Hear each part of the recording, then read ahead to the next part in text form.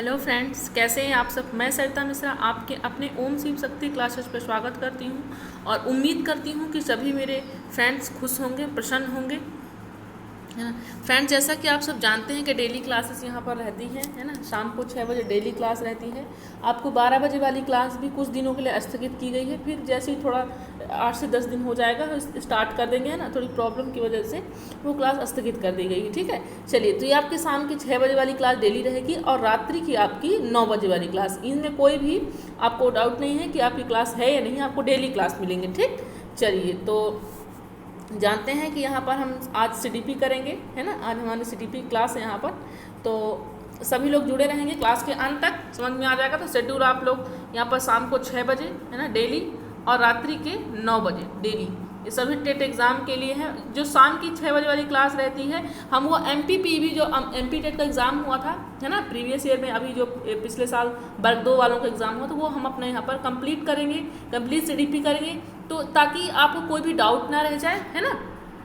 क्योंकि आपके जो भी थ्योरीज हैं, थ्योरी में चाहे वो वर्ग 2 हो या वर्ग 3 हो, वही क्वेश्चन बनते हैं ना। कोई भी टेट का एग्ज़ाम हो तो आप लोग परेशान मत होइएगा, ये सभी के लिए इंपॉर्टेंट है, ठीक है। चलिए, चाहे कोई भी टेट का एग्ज़ाम हो, हमको मालूम है कि ये सभी थोड़ा हेर फेर टेट में रहता है, लेकिन जो स्टेट का अंतर रहता है, बाकी कोर्स जो होते हैं, आपके जो पैटर्न होते हैं क्वेश्चन की पूछने का, वही रहता है ना। चलिए, तो हम जान लेते हैं, ज़्यादा टाइम ना वेस्ट करते अपने क्वेश्चन की ओर चलते हैं। आज हम 30 क्वेश्चन टोटल करेंगे यहाँ पर, है ना। हम जो प्रीवियस ईयर बना हुआ है ये क्वेश्चन, है ना, MP टेट में। चलिए देखते हैं क्वेश्चन, पहला क्वेश्चन क्या हमारा। यहाँ पर सभी लोग आंसर कीजिएगा और सभी लोग एक बार ईमानदारी से जाइए, अपने सभी मित्रों भाइयों को जोड़ लीजिए, है ना। चलिए, तो पहले क्वेश्चन की बात करते हैं। पहला क्वेश्चन क्या कह रहा है, देखिए यहाँ पर इंटेलिजेंसी की बात हो रही है ना। किसकी बात हो रही है? इंटेलिजेंसी की। तो बताइए कि जो आपका कहना चाहिए मूर्तिकारों में किस प्रकार की बुद्धिमत्ता होती है। जो आपकी मूर्ति बनाने वाले व्यक्ति होते हैं तो उनमें किस प्रकार की बुद्धि पाई जाती है। नेचुरलवादी रहते हैं वो, या फिर स्पेशल स्थानिक होते हैं, या इंटरपर्सनल अंतर्वैयिक होते हैं, या फिर बॉडली काइंड स्थित होते हैं, शारीरिक गति वाले होते हैं। बताइए, आंसर कीजिए। हमने गार्डनर की बहुबुद्धि सिद्धांत में, गार्डनर जी की थ्योरी में हमने ये पढ़ रखा है। बुद्धि के 8 प्रकार हमने देखा था, जिसमें हमने भाषायिक बुद्धि देखा, है ना, स्थानिक बुद्धि देखा, प्रकृतिवादी बुद्धि देखा, अंतर्वैयिक बुद्धि देखा, एक अंतरावैयिक भी हमने देखा, एक शारीरिक गतिविधि। अब बेसिकली इसमें होता क्या है, जो आपको प्रकृतिवादी बुद्धि वाले होते हैं, ये आपके प्रकृति से रिलेटेड, जितने भी नेचर से रिलेटेड ज़्यादातर जो भी सुविधाएं होती है, जो भी काम होता है, उनसे ये व्यक्ति ज़्यादा कनेक्ट होता है। इस वादी, अगर प्रकृतिवादी उसमें लक्षण है, उस पर बुद्धि है, तो वो ज़्यादा प्रकृति नेचुरल का जो काम, जैसे जो एक किसान, कोई फार्मर एक कोई काम कर रहा है खेत पे, तो उसमें किस तरह का विकास पाया जाएगा? प्रकृतिवादी, क्योंकि वो कहीं ना कहीं जो खेतों से जुड़ा हुआ है, फसलों से जुड़ा हुआ है, मतलब प्रकृति से जुड़ा हुआ है वो, है ना। स्थानिक बुद्धि आपकी जैसे रचनाकार हो गए, है ना, जैसे कोई चीज़ नहीं देख रहे हैं तब भी वो काम कर लेते हैं ना। मूर्तिकार लोग क्या करते हैं? मूर्ति बनाने का जो काम करते हैं, मतलब कि आप सिर्फ इमेजिन, मतलब कि वो सोचते हो कि नहीं ये कैसा होगा, नहीं मूर्ति कैसी होगी, लेकिन वो बना करके रख देते हैं, मतलब उनमें स्थानिक बुद्धि पाई जाती है। थर्ड है अंतर्वैयिक, है ना, इंटरपर्सनल, ये अपने बारे में सोचते हैं, है ना, ये आपका होता है। ये शारीरिक गतिक बुद्धि जो होता है, ये बॉडी काइनेसिस जो होता है, वो शारीरिक गतिक में आपके जैसे डांसकार हैं, है ना, डांस करने वाले जो व्यक्ति होते हैं, इनमें शारीरिक रूप से, जैसे खेल, क्रिकेट, है ना, जो खेल से संबंध, जो भी मतलब कि जो शारीरिक जिसमें एक्टिविटी ज़्यादा लगती है, वही आपके शारीरिक गतिविधि हो जाएंगे। लेकिन यहाँ पर मूर्तिकारों में किस प्रकार बुद्धि पाई जाती है, वो राइट ऑप्शन नंबर आपका B हो जाएगा, है ना। चलिए, हम बात कर लेते हैं अपने नेक्स्ट क्वेश्चन की, देखते हैं क्या कह रहा है नेक्स्ट क्वेश्चन हमारा यहाँ पर। सभी लोग आंसर कीजिएगा, कोई प्रॉब्लम होगी तो बिल्कुल बताइएगा, है ना। देखिए, सब थोड़ी छोटे हैं, रीज़न है कि ऐसे ही क्वेश्चन इसमें आ सकते हैं, है ना। तो देखिए क्वेश्चन क्या कह रहा है आपका यहाँ पर। वह विधि है जिसमें किसी व्यक्ति की उसकी वृद्धि के दौरान एक परिवर्तनशील अवधि के लिए समान व्यक्ति का प्रेक्षण और मापन करते हुए अध्ययन किया जाता है। वह ऐसी डॉट विधि है एक कोई, है ना, एक विधि है जिसमें किसी व्यक्ति को वृद्धि के दौरान, क्या है, वृद्धि के दौरान एक परिवर्तनशील अवधि के लिए, मतलब कि कहना चाहिए परिवर्तनशील का मतलब है कि इंडिविजुअल, जो आपका कहना चाहिए कि ऑब्जर्विंग, मेजरिंग, है ना, मतलब कि एक कहना चाहिए कि एक पीरियड के बाद, एक ड्यूरिंग के बाद, है ना, अवधि के बाद, एक परिवर्तनशील अवधि के बाद एक समान ही व्यक्ति का क्या किया जाता है? प्रेक्षण किया जाता है, उसका अध्ययन किया जाता है ना। तो यहाँ पर किस तरह से वृद्धि के तहत इसमें बातचीत होती है? क्या मिक्स्ड मेथड के अंतर्गत होती है, या फिर यहाँ पर अनडेर्थ वृद्धि की बात होती है, लॉन्गिस्टिक ग्रोथ की होती है, या क्रॉस सेंसिटिव ग्रोथ की होती है, या फिर आपका एक्सटेंडेड मेथड विस्तारित विधि के अंतर्गत होता है? बताइए। तो यहाँ पर जो व्यापम ने माना है वो आपका राइट ऑप्शन है, ऑप्शन नंबर आपका बी अनदैट है ना, क्योंकि हमारे कराने का यहाँ पर रीजन यही है। क्वेश्चन हम यहाँ पर डेली प्रीवियस क्वेश्चन डिस्कस करेंगे। रीजन यही है कि आप लोग जो पिछला पेपर बना हुआ सब कुछ आप सॉल्व कर लीजिए, क्योंकि आपके पास अभी टाइम भी है थोड़ा सा, है ना। अभी फिक्स डेट तो नहीं आई है, लेकिन हाँ एक संभावित है कि आपका अक्टूबर से स्टार्ट हो सकता है। तो सभी लोग रिविजन करें और देखिए, ठीक। चलिए थर्ड क्वेश्चन की बात करते हैं। हाँ, एक बात जरूर है कि अपने सभी मित्रों में आप लोग जरूर शेयर कर दीजिएगा, ताकि आपके भाई मित्र जो हैं वो भी इस क्लास को पा सकें, ठीक। तो आपका बहुत अच्छा होगा, है ना। चलिए देखिए क्वेश्चन क्या कह रहा है। विद्यालय के प्रदर्शन success is most critical in social platform, है ना, social school performance because it help the child, है ना। विद्यालय के जो प्रदर्शन में होता है सफलता सबसे महत्वपूर्ण होती है। क्या होता है यहाँ पर, स्कूल परफॉर्मेंस जो आपकी होती है, विद्यालय का जो प्रदर्शन होता है, तो सक्सेस इज मोस्ट सर्कल, है ना। यहाँ पर सबसे सफलता सबसे महत्वपूर्ण क्यों होती है, because it help the child, क्योंकि इससे बच्चे को मदद मिलती है। निम्न से किसको मदद मिलती है, इट हेल्प द चाइल्ड, यहाँ पर किसको महत्व, यहाँ पर किसको हेल्प मिलती है। So is knowledge our other student, अन्य छात्रों के समक्ष अपने ज्ञान का प्रदर्शन होता है, या फिर पासिंग द एग्जामिनेशन, परीक्षा पास करना होता है, या फिर विनिंग प्राइज पुरस्कार जीतना होता है, फिर feel more confident about learn, अधिगम के संबंध में अधिक आत्मविश्वास करना। क्या होगा आंसर, सभी लोग आंसर कीजिएगा, क्या होगा बताएं, है ना। देख लेते हैं। तो यहाँ का जो राइट ऑप्शन हो जाएगा आपका ऑप्शन नंबर आपका, यहाँ पर जो विद्यालय के प्रदर्शन में सफलता सबसे महत्वपूर्ण होती, बिल्कुल होती है। क्यों होती है, जो विद्यालय के प्रदर्शन सफलता ही सबसे महत्वपूर्ण क्यों होती है, इससे होता क्या है, क्योंकि अधिगम के संबंध में अधिक आत्मविश्वास महसूस करना होता है ना। विद्यालय जो अधिगम होता है, क्योंकि अधिगम जो होता है हमारा विद्यालय में होता है समझ, लेकिन हमारा जो अर्जन होता है वो हमारे घर पर भी हो सकता है। यहाँ पर अर्जन की बात हो रही, अधिगम की बात हो रही, इसलिए आपका राइट ऑप्शन नंबर आपका डी हो जाएगा, है ना। चलिए फ्रेंड्स, हम बात कर लेते हैं अपने नेक्स्ट क्वेश्चन की, देखते हैं क्या कह रहा है नेक्स्ट क्वेश्चन आपका। सभी लोग आंसर कीजिएगा, है ना। देखिए क्वेश्चन क्या कह रहा है आपका। प्रारंभिक अवस्था में शिशु अत्यधिक ... होते हैं। प्रारंभिक अवस्था में शिशु किस प्रकार के होते हैं, बहिर्मुखी होते हैं, निस्वार्थ होते हैं, स्व केंद्रित होते हैं, या परोपकारी होते हैं, बताइए। प्रारंभिक अवस्था की बात की गई है, आंसर कीजिए सभी लोग।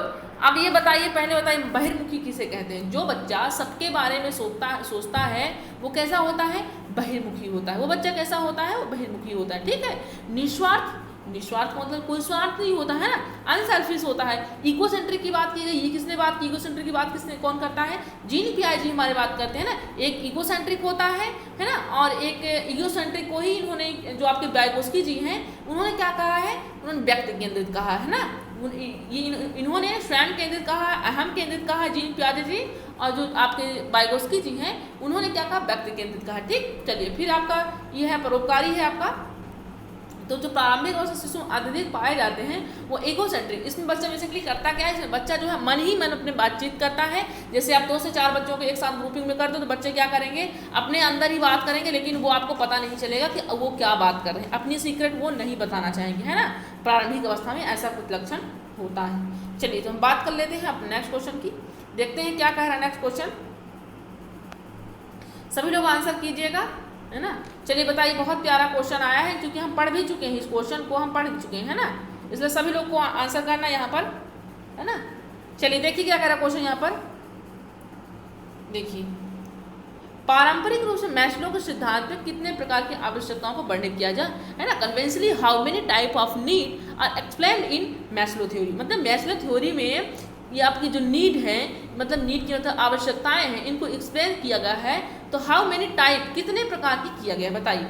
तो आपको मालूम है कि जो मैस्लो जीनो थ्योरी दिया है ना, जो मैस्लो जीनो थ्योरी दिया है, तो आपकी उन्होंने क्या आवश्यकताओं का पदानुक्रमित सिद्धांत उन्होंने कहा है। तो पहला उन्होंने भूख प्यास का बताया है। पहला व्यक्ति क्या करता है, सबसे पहले व्यक्ति जैसे ही जन्म लेता है वो क्या करता है, भूख लगती है, उसको प्यास लगती है, इन सारी एक्टिविटी उसको लगती है। सेकंड क्या होता है, जैसे उसको भूख लगने लगती है, भूख के बाद क्या होता है, उसको कपड़े और मकान की जरूरत पड़ने लगती है। जैसे भूख प्यास तो आया, अब दूसरे पैटर्न में क्या हुआ, भूख प्यास की जरूरत हुई। हर एक व्यक्ति को, किसी पर्टिकुलर किसी व्यक्ति की बात नहीं की गई, हर एक व्यक्ति की बात की गई है।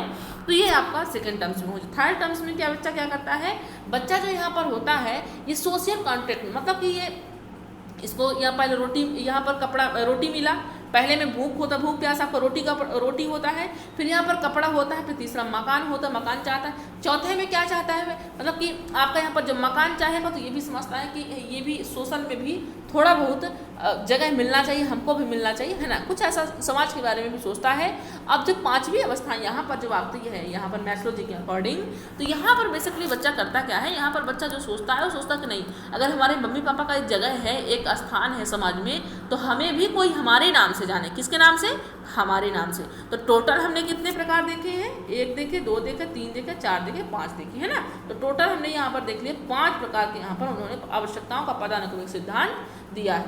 तो चलिए, आई होप आपको समझ में आ रहा होगा। कोई प्रॉब्लम होगी तो बेझिझक बताइएगा, है ना। चलिए, और रात्रि के 9 बजे क्लास की आज आपका रिजल्ट आएगा हिंदी का, जो आपने टैलेंट खोज प्रतियोगिता में दिया था पिछले संडे को। चूँकि प्रॉब्लम होने की वजह से मैं आपको रिजल्ट नहीं दे पाई थी, लेकिन आज रात्रि की क्लास में आपको मिल जाएगा, ठीक है, 9 बजे की क्लास में। चलिए देखिए, पहला क्वेश्चन क्या, ये क्वेश्चन आपको क्या कह रहा है, एक बहिर्मुखी, है ना, क्या है यहाँ पर, एक्सट्रोवर्ट चाइल्डहुड, एक बहिर्मुखी जो बच्चा होता है वो कैसा होगा। पहला है tend to think to through inside your head, आपके आंतरिक मस्तिष्क से चिंतन प्रवृत्ति करेगा, मतलब अपने आंतरिक मस्तिष्क को चिंतन वहाँ से करेगा, या फिर रेदर जस्ट ऑब्जर्व, बल्कि सिर्फ निरीक्षण करेगा। थर्ड करा think more and talk less, अधिक चिंतन व्यवस्थित काम, बातचीत कम करेगा वो, है ना, चिंतन अधिक करेगा, बातचीत कम करेगा। या फिर like to be in a fast paced environment, मतलब तीव्र वातावरण में रहना पसंद करेगा। एक जो बहिर्मुखी बच्चा होता है, तो हमने बताया है कि जो अंतर्मुखी होते हैं वो व्यक्ति सिर्फ अपने बारे में सोचते हैं, लेकिन जो बहिर्मुखी व्यक्ति होता है वो सबके बारे में, सबको लेकर के चलता है। तो यहाँ पर क्या हो जाएगा, बताएं सभी लोग, क्या हो जाएगा, ये क्या कहते हैं, like to be in fast paced environment, तीव्र वातावरण में रहना पसंद करते हैं, है ना। राइट ऑप्शन जो है आपका ऑप्शन नंबर डी हो जाएगा, क्योंकि यहाँ पर बातचीत कम करने की बात की गई, तो नहीं, ऐसी बात नहीं है, बल्कि सिर्फ निरीक्षण करें, वनली निरीक्षण नहीं करता और भी कोई कार्य करता है, इसलिए आपका ऑप्शन नंबर डी आपका सफिशिएंट आंसर है। चलिए, तो हम बात कर लेते हैं, नेक्स्ट क्वेश्चन की बात कर लेते हैं, देखते हैं क्या कह रहा है क्वेश्चन आपके यहाँ पर। देखिए, जो आपकी व्यक्तित्व होती है, पर्सनालिटी शब्द इनमें से कहाँ से ये आया हुआ क्वेश्चन, देखिए ये जो पिछले साल वर्ग 3 का क्वेश्चन बना था, है ना, वर्ग 3 में जो क्वेश्चन बना था, ये आपका यहाँ से क्वेश्चन बना था, यही क्वेश्चन सीटेट का बना था 2019 में बना था, है ना, 2018 में बना था, ये आपका 2019 में भी पर्सनालिटी शब्द ये बना था सीटेट में, है ना। ये जो पर्सनालिटी व्यक्तित्व शब्द है ये कहाँ से लिया गया, बताइए, ये शब्द कहाँ से, उपयुक्त में से कोई नहीं, या फिर पहला यूनानी है, लैटिन है, जर्मन। बहुत इंपॉर्टेंट क्वेश्चन है, सभी एक फ्रेंड्स आंसर करेंगे कि ये जो व्यक्तित्व है, पर्सनालिटी है, इसी का दूसरा नाम पर्सोना है, तो इसको कहाँ से लिया गया है, इसे ग्रीक भाषा यूनानी से लिया गया है ना। कहाँ से लिया गया है, इसे यूनान से लिया गया है, ध्यान रखिएगा इस चीज़ को, है ना। चलिए, हम बात कर लेते हैं नेक्स्ट क्वेश्चन की, क्या कह रहा है नेक्स्ट क्वेश्चन आपका, देखिए, व्यक्तित्व आधारित अनुमानीय परीक्षणों से मूल्यांकन के परिमाण, एक सेकंड इसको जूम कर लेते हैं, देख लेते हैं क्या कह रहा है पूरा क्वेश्चन।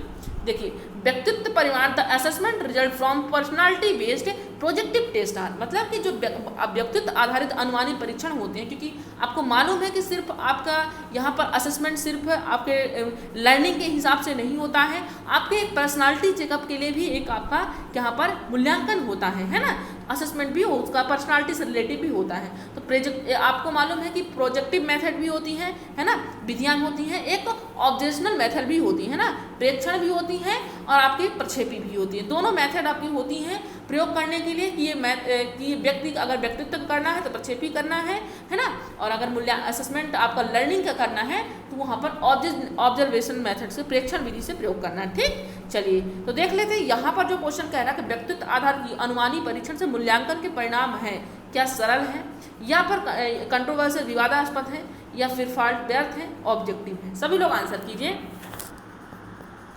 जो व्यक्तित्व आधारित अनुमानी परीक्षणों से मूल्यांकन के परिणाम जो यहाँ पर होते हैं, मूल्यांकन के परिणाम कैसे, विवादास्पद है, क्या है यहाँ पर, विवादास्पद है, चूँकि यहाँ पर बात किसकी हो रही है, पर्सनालिटी बेस्ड की बात हो रही है ना, पर्सनालिटी बेस्ड। यहाँ पर जो आपके व्यापक ने आंसर माना वो क्या माना है, विवादास्पद है ना। जो आपका व्यक्तित्व आधारित अनुमानी परीक्षण के से मूल्यांकन के जो परिणाम होते हैं वो कैसे हैं, क्योंकि यहाँ पर परिणाम का मतलब नहीं है उनका एक हिसाब देखना है, उसको बदलने की कोशिश है ना। देखिए, राइट ऑप्शन नंबर बी हो जाएगा। तो चलिए हम बात कर लेते हैं अपने नेक्स्ट क्वेश्चन की, बताइएगा। बच्चे की चोट लगने के बारे में लगभग प्रतिदिन चिंता होती है, इसका कारण डॉट डॉट है। पहला है श्वालिता ऑटिज्म है, सेकंड है यहाँ पर अटेंशन डिफिक्ट हाइपर डिसऑर्डर। अभी देखिए मैंने अभी कल की क्लास में ADHD आपको बताया था, है ना, हाइपर, यहाँ पर डिफिज, यहाँ पर हाइपर एक्टिविटी डिसऑर्डर, मैंने आपको कल ही बताया था ये चीज़, है ना, ADHD जो आपको बताया था यही चीज़ है ना। तो इसमें होता क्या बेसिकली, इसमें बच्चा अचानक ही क्रोध में ही कोई काम करने लगता है। तो जो बच्चे को चोट लगने के कारण लगभग प्रतिदिन चिंता होती है, तो यहाँ पर इसका कारण क्या हो सकता है, ऑटिज्म है या फिर ADHD है या फिर आपका चिंता विकार है, एंग्जाइटी डिसऑर्डर है या फिर लर्निंग डिसेबिलिटी अधिगम अक्षमता है। सभी लोग आंसर करेंगे कि क्या हो सकता है इसका राइट ऑप्शन, बताइए सभी लोग बताएं।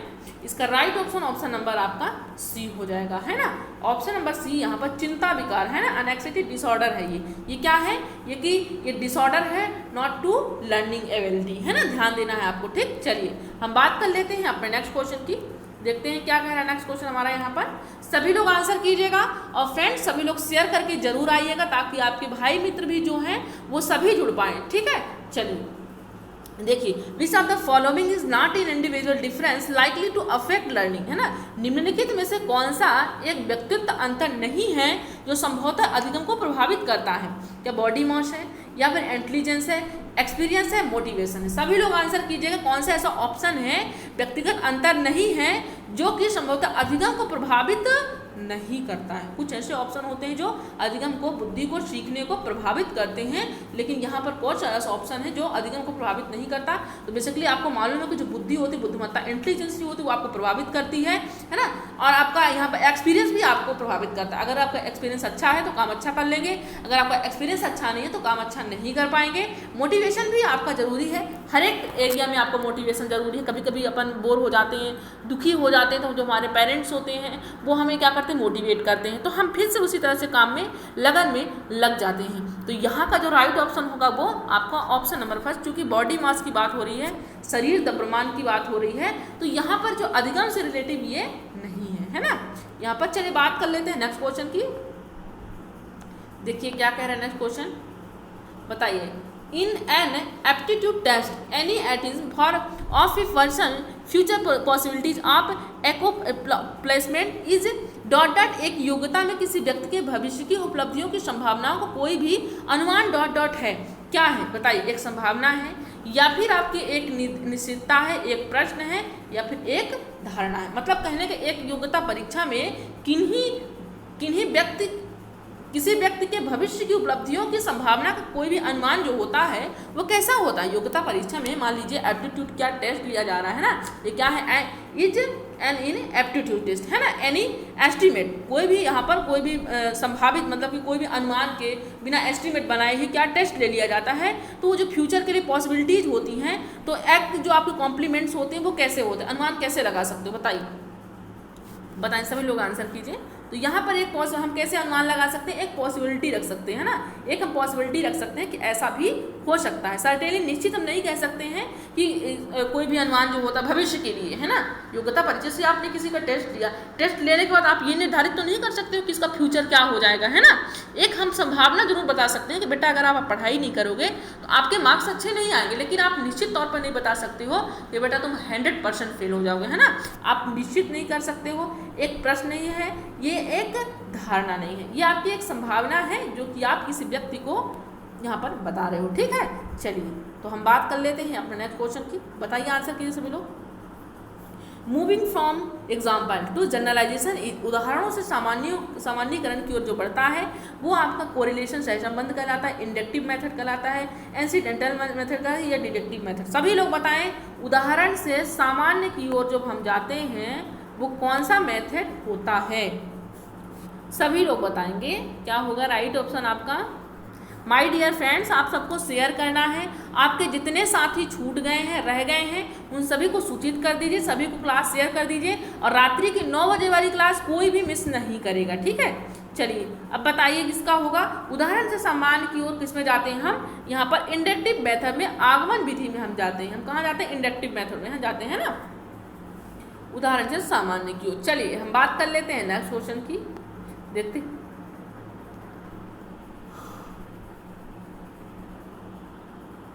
देखिए बैंडूरा जो यहाँ पर है, बात किसकी हो रही है, बैंडूरा पारस्परिक नियतवाद में विश्वास करते थे, है ना। जो बैंडूरा जो बिलीव किसमें, रेसिप्रोकल, है ना, नियतवाद रेसिप्रोकल है, डिटर्मिनेशन मतलब कि आपका दूसरा रेसिप्रोकल का आपको पारस्परिक भी होता है ना, परस्पर एक दूसरे में बातचीत करने पर भी विश्वास करते थे। इसका रीज़न क्यों, वो क्यों विश्वास करते थे, बताइए सभी लोग बताएं। यहाँ पर क्या पहला ऑप्शन क्या दिया है, पर यहाँ पर इन्वायरमेंट और बिहेवियर की बात की गई है ना, तो परिवेश और किसी का व्यवहार एक दूसरे के कारण बनता है, पहला ऑप्शन ये, या फिर किसी का परिवेश किसी के व्यवहार के कारण बनता है। थर्ड है किसी के व्यवहार से किसी का परिवेश अप्रभावित होता है, किसी का व्यवहार किसी के परिवेश से स्वतंत्र होता है। सभी लोग आंसर बताएं क्या होगा आपका राइट ऑप्शन, सभी लोग बताएं।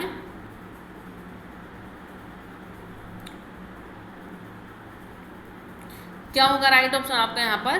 तो यहाँ पर जो बात चूंकि हो रही है बैंडूरा जी की हो रही है ना, किसकी बात हो रही है, बैंडूरा जी की। तो बैंडूरा जी ने जो कहा है वो क्या कहा है, environment and one behaviour cause इस अदर, मतलब जो परिवेश से बच्चे और भी ज़्यादा अच्छे से सीखते हैं। ये कौन कहता है, ये बैंडूरा जी कहते हैं। ध्यान दीजिएगा इस चीज़ को शब्दों पर, है ना, कि कौन क्या कहा है। इसलिए राइट ऑप्शन आपका जो होगा ऑप्शन नंबर आपका फर्स्ट हो जाएगा, ठीक है। चलिए तो हम बात कर लेते हैं अपने नेक्स्ट क्वेश्चन की, बताइएगा। Memory is measured by the method of, स्मृति को निम्न विधि से मापा जाता है। यहाँ पर रिप्रोडक्शन, रिकॉल पुनर्प्रतिपादन विधि से, या फिर इंटरव्यू से, या फिर ऑब्जर्वेशन या एक्सपेरिमेंट्स। बताइए सभी लोग बताएं, सभी लोग आंसर कीजिएगा और अपने सभी भाई मित्रों को बता दीजिए कि डेली पीईवी के प्रीवियस ईयर क्वेश्चन शाम को 6 बजे सॉल्व कराए जाते हैं। और आपके जो रात्रि के 9 बजे वाली क्लास होती है उसमें हम मोस्ट इम्पॉर्टेंट आपके सीडीपी आज आपकी उसमें रहेगा, हिंदी व्याकरण का है, सभी से हम लिए हैं, अलंकार है, रस है ना, सोठा, सब कुछ है उसमें इंक्लूड किया गया है ना, ताकि आप सबका रिवीजन हो पाए एग्जाम टाइम पे। बताइए स्मृति को किस निम्न विधि से मापा जाता है, किस विधि से मापा जाता है। तो यहाँ पर जो हो जाएगा आपको मान इंटरव्यू तो होगा नहीं, ऑब्जर्वेशन मेथड से, क्योंकि बात मेमोरी की हो रही है ना, एक्सपेरिमेंट से भी नहीं होगा, रिकॉल से आप बार बार याद करोगे, ध्यान करोगे, रिकॉल करोगे उस चीज़ को मेमोराइजेशन में, तो ये आपका फिक्स्ड आंसर हो जाएगा, ऑप्शन नंबर फिक्स आपका ए हो जाएगा, ठीक। चलिए तो बात हुई रेसिप्रोकल कोयल की, रिकॉल की बात हो रही है यहाँ पर। चलिए तो हम बात कर लेते हैं अपने नेक्स्ट क्वेश्चन की। कोई प्रॉब्लम तो नहीं हो रही आप लोग को, है ना, तो आप लोग परेशान नहीं हुए। 1 से 2 दिन की आपकी लाइव क्लास होगी, है ना, क्योंकि अभी प्रीमियर हम यूज़ कर रहे हैं। आपको कुछ प्रोसेस कल हो गई हैं, कुछ प्रोसेस आज भी है ना। तो सभी लोग आप लोग ऐसा कीजिए कि सभी लोग अपने मित्रों को बुला लीजिए एक बार, है ना। तो कुछ और भी इसमें शेड्यूल बचा हुआ है जो अभी नहीं मिल पाया है, तो आप लोग सभी संख्या अच्छी रहेगी तो बहुत जल्दी और भी क्राइटेरिया जो आपको कुछ ऑप्शन ऐसा है कि जो अभी नहीं मिला है, कुछ ऐसा ऑप्शन है, बाकी तो कुछ मिल गए हैं। तो हम लाइव क्लास ले लेंगे। पूरी कोशिश कर रही हूँ कि जल्द से जल्द मिल जाए, है ना। लेकिन क्या आप लोग भी मेरी तरह कोशिश कर रहे हैं या नहीं कर रहे हैं, तो ध्यान रखिएगा, ठीक है। चलिए बताइए यहाँ पर आंसर कीजिए सभी लोग कि क्या होगा। यहाँ पर देखिए, यहाँ पर what is the terms used to describe the negative attitude that people have towards individual based on their sex. नकारात्मक दृष्टिकोणों का वर्णन करने के लिए किस पद का उपयोग किया जाता है जिन्हें लोग उनके लिंग के आधार पर किसी व्यक्ति के लिए करते हैं। नकारात्मकता की बात, जैसे मान लीजिए यहाँ पर जैसे बात हो रही लिंग के आधार पर किसी व्यक्ति के लिए करते हैं, मतलब कि आप क्या कर रहे हैं कि आप अगर लड़की के ग्रुप में या कोई लड़की है तो लड़की बात करते हैं कि नहीं लड़के पढ़ने में अच्छे नहीं होते हैं, अगर आप लड़के हैं तो आप लड़की के बारे में बात कर रहे हैं कि ये लड़की अच्छी नहीं है पढ़ाई में, लड़कियां जनरली होती नहीं पढ़ाई में अच्छी, है ना। आप इस टाइप की बात कर रहे हैं तो वहाँ पर किस टाइप के व्यक्ति की बात हो रही है, यहाँ पर पितृ सत्ता की बात हो रही है, पिता की सत्ता की बात हो रही है, जेंडर रोल्स की हो रही है, यहाँ पर सेक्सिज्म की और लिंग भेद की हो रही है, या सोशलाइजेशन समाजीकरण की बात हो रही है। सभी लोग आंसर कीजिए क्या होगा राइट ऑप्शन आपका, सभी लोग बताएंगे क्या होगा राइट ऑप्शन। तो यहाँ पर बेसिकली जब लिंग की बात आएगी, है ना, विभेद की बात आएगी, अलग अलग करने की बात आएगी, तो यहाँ पर सेक्सिज्म लिंग भेद हो जाएगा, है ना। राइट ऑप्शन जो हो जाएगा आपका ऑप्शन नंबर सी आपका राइट हो जाएगा, है ना। ध्यान देना है आपको आंसर पर, ये आपका राइट ऑप्शन है। चलिए तो हम बात कर लेते हैं अपने नेक्स्ट क्वेश्चन की। चूंकि ये टाइप किए हुए नहीं है, है ना, तो ये क्वेश्चन तो आप लोग को छोटे तो नहीं लग रहे हैं ना, है ना, बताइएगा, क्योंकि नहीं दोनों मीडियम में नहीं आ पाता, इसलिए यहाँ पर छोटे छोटे सब, इसलिए मैं कैमरे भी नहीं देती हूँ, क्योंकि कैमरे में तो और छोटा हो जाएगा, है ना। तो बताइएगा अगर कोई प्रॉब्लम होगी तो बिल्कुल बताइएगा, हम उसका निदान करेंगे, ठीक है।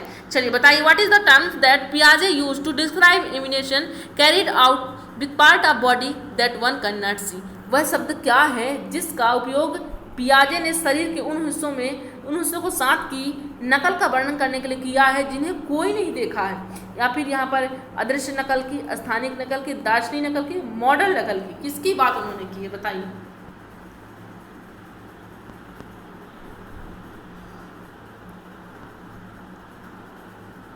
वो जो बात करते हैं यहाँ पर किसकी, अदृश्य नकल की बात करते हैं ना, वो जीन पियाजे किसकी नकल की बात करते हैं, अदृश्य नकल की। ऑप्शन नंबर फर्स्ट आपका राइट हो जाएगा। कौन होगा, ऑप्शन नंबर फर्स्ट आपका राइट होगा।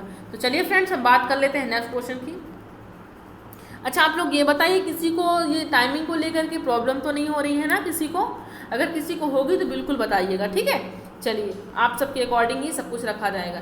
बताइए, 1 year D to determined at the time dot, किसी की आनुवांशिकता डॉट डॉट के समय पर निर्धारित की जाती है। यहाँ पर मेच्योरिटी पर, कॉन्सेप्शन पर, ग्रोथ पर या बर्थ पर? सभी लोग बताएं, सभी लोग आंसर कीजिए। कौन सी ऐसी आनुवांशिक, मतलब कि कौन सी ऐसी एज है, अवस्थाएं हैं जिसमें किसी आनुवांशिकता के समय को निर्धारित किया जाता है कि ये बच्चा जो है ये अपने दादी के हिसाब से काम करता है या फिर मम्मी पापा के हिसाब से काम करता है? सभी लोग बताएं। तो ये आपकी जो आनुवांशिकता के समय निर्धारित की जाती है, कॉन्सेप्शन गर्भधारण के समय क्या की जाती है, यहाँ पर आनुवांशिकता के समय निर्धारित की जाती है, गर्भधारण के समय निर्धारित की जाती है कि ये जीन में, कौन से जीन में अपने पूर्वजों के किस टाइप का हुआ है ना, ये सब कुछ बेसिकली उसमें देखा जाता है। मेच्योरिटी को देखा जाता है, उसके लक्षण को देखा जाता है ना। चलिए, उसके बाबा परदादा कैसे थे, बच्चा कैसा हुआ है ना, उनके लक्षण मिलते हैं या नहीं मिलते हैं? चलिए, जैसे डेंगू टाइफाइड में होता है वो लक्षण मिल रहे हैं या नहीं? चलिए हम बात कर लेते हैं नेक्स्ट क्वेश्चन। काउंसलिंग की बात हो रही, परामर्श की बात हो रही। काउंसलिंग इन्वॉल्व, जो परामर्श होता है वो किस में शामिल होता है? पहला दे रखा है यहाँ पर, परामर्शदाता और व्यक्ति के बीच विवादों का आदान प्रदान और परामर्श होता है। या फिर केवल व्यक्ति को परामर्शदाता सलाह लेना, केवल परामर्शदाता के साथ व्यक्ति द्वारा समस्या साझा करना। फोर्थ ऑप्शन कह रहे जरूरत वाले बच्चों के साथ मुद्दों की पहचान करने वाले विद्यालय। सभी लोग बताएं क्या होगा इसका राइट ऑप्शन। परामर्श में कौन सा शामिल है बताइए। तो जो होता है परामर्श का मतलब होता है, आपने किसी चीज़ को, जैसे आपसे कोई पूछा कि यार मैंने बीएड किया हुआ है, क्या मेरा यहाँ पर मैं एंट्रेंस दे सकता हूँ, एमपीटीटी का दे सकता हूँ, सीटेट का दे सकता हूँ? तो आपने उसे बोला हाँ बेटा, आप क्यों नहीं दे सकते फ्रेंड्स? अगर आपका रनिंग है आप बिल्कुल दे सकते हो। आपने उसे परामर्श दिया है ना, आपने उसे परामर्श दिया कि हाँ आप बिल्कुल कर सकते हो, ठीक। इस टाइप की इससे बात की गई थी। इसमें चूंकि होता क्या कि बीचों में दो लोग का होना जरूरी है, क्योंकि यहाँ पर संप्रेषण भी होता है, विचारों का आदान प्रदान भी होता है परामर्श में, ठीक है। तो राइट ऑप्शन जो होगा आपका, ऑप्शन नंबर आपका फर्स्ट हो जाएगा, है ना। चलिए तो हम बात कर लेते हैं अपने नेक्स्ट क्वेश्चन की, देख लेते हैं क्या कह रहा है नेक्स्ट क्वेश्चन हमारा। यहाँ पर देखिए, बताइएगा सभी लोग। यहाँ पर लोकोमीटर दिव्यांगता वाले व्यक्तियों का व्यावसायिक प्रशिक्षण डॉट डॉट के डोमेन से अधिक प्रभावित, अधिक संबंधित है। बताएं सभी लोग, कॉग्निटिव से है, नॉन ऑब्जेक्ट से है, इफेक्टिव से है या फिजिकोमीटर साइकोमीटर से? बताइए सभी लोग बताएं। जो आपका लोकोमीटर होता है, दिव्यांगता वाले बच्चे होते हैं, जो व्यक्ति होते हैं, तो व्यावसायिक प्रशिक्षण के डॉट डॉट डोमेन से अधिक संबंधित हैं। जो आपका वोकेशनल ट्रेनिंग है, तो person with locomotor disability is more related to domain. बताएं। तो आपका यहाँ पर हो जाएगा साइकोमीटर, ऑप्शन नंबर डी आपका। जो आपके लोकोमीटर दिव्यांग वाले बच्चे होते हैं वो व्यावसायिक प्रशिक्षण के किससे अधिक संबंधित होते हैं? यहाँ पर साइकोमोटर से संबंधित होते हैं। ऑप्शन नंबर आपका डी राइट हो जाएगा, है ना।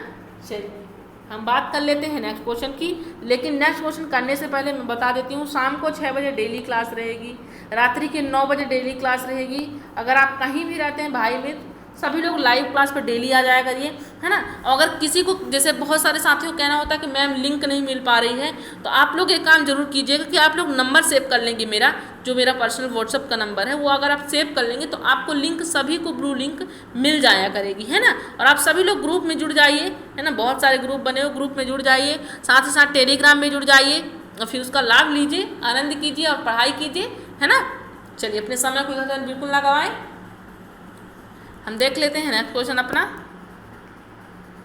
बताइएगा, सामाजिक अधिगम सिद्धांत इनके द्वारा प्रस्तावित किया गया था। Social learning theory was proposed by, किससे संबंधित था? फ्रॉइड से था, बेंडूरा से था, स्किनर से, पॉहलो से? सभी लोग बताएंगे क्या आंसर होगा।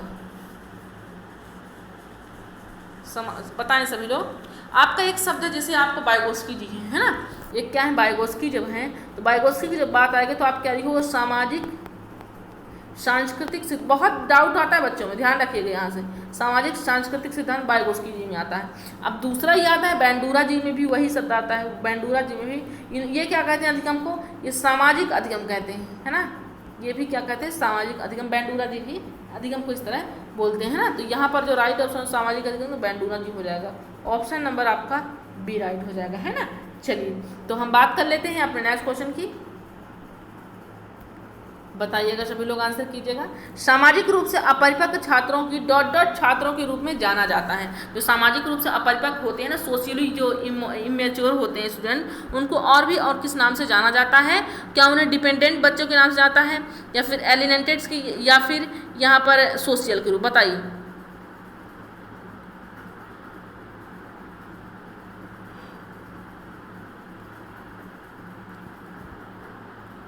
आपका राइट ऑप्शन हो जाएगा जो सामाजिक रूप से अपरिपक्व छात्र होते हैं उनको क्या यहाँ पर छात्रों के रूप में जाना जाता है, यहाँ पर एलिमेटेड अलग थलग के नाम से भी जाना जाता है, ऑप्शन नंबर आपका बी हो जाएगा, है ना। चलिए हम बात कर लेते हैं अपने नेक्स्ट क्वेश्चन की। Social knowledge is obtain through dot dot from other people, अन्य लोगों से डॉट डॉट के समान से सामाजिक ज्ञान प्राप्त किया जा सकता है। तो पहला ऑप्शन है फीडबैक, डिसकरेजमेंट, इनकरेजमेंट, क्या होगा बताएं। जो आपका अन्य लोगों से माध्यम से सामाजिक ज्ञान प्राप्त किया जाता है तो क्या प्राप्त किया जाता है बताइए। फीडबैक,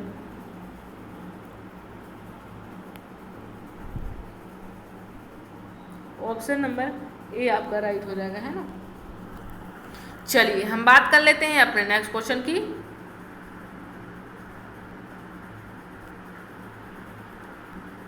बताएं according to Gardner spiritual intelligence, जो आपका यहाँ पर आध्यात्मिक जो होती है बुद्धि होती है उसे किसे कहते हैं। पहला किसी की प्रारंभिक धारणा परिवर्तन करने की क्षमता, जीवन के उद्देश्य के संबंध में जटिल समस्याओं पर विचार करने की क्षमता, प्राकृतिक दुनिया विभेद करने की क्षमता, या फिर अपने स्वयं की शक्तियों, कमजोरी, इच्छाओं और बुद्धिमत्ताओं को ज्ञान। बताएं सभी लोग बताएं क्या होगा राइट ऑप्शन आपका। गार्डनर जी के अनुसार आध्यात्मिक जो बुद्धि होती है उसको किस प्रकार से समझाया गया है, तो आपको मालूम है कि यहाँ पर जीवन के उद्देश्य के संबंध में जो आध्यात्मिक बुद्धि होती है, जो जीवन का उद्देश्य होता है उसके संबंध में समस्याओं पर विचार करने की क्षमता होनी चाहिए, ऑप्शन नंबर आपका बी राइट हो जाएगा, है ना। चलिए फ्रेंड्स हम बात कर लेते हैं अपने नेक्स्ट क्वेश्चन की। अगर नए साथी जुड़ रहे होंगे तो सभी लोग बता देती हूँ, चैनल को सब्सक्राइब कर लेंगे, बेल आइकन जरूर प्रेस कर लीजिएगा, तभी आपको क्लासेस का नोटिफिकेशन मिलेगा, है ना। क्योंकि आपको नोटिफिकेशन नहीं मिल पाएगा तो आप क्लास ज्वाइन नहीं कर पाएंगे, है ना। और सबसे पहले आप नंबर से अपना सेव कर लीजिए मेरा नंबर, तो आपको लिंक भी जो ब्लू वाली है वो भी आपको मिल जाया करेगी, है ना। चलिए बताइए फॉर्मेटिव असेसमेंट जो होता है वो क्या होता है। पहला ऑप्शन एक प्रक्रिया जिसमें आदर्श धारणा वैल्यू जजमेंट नहीं है।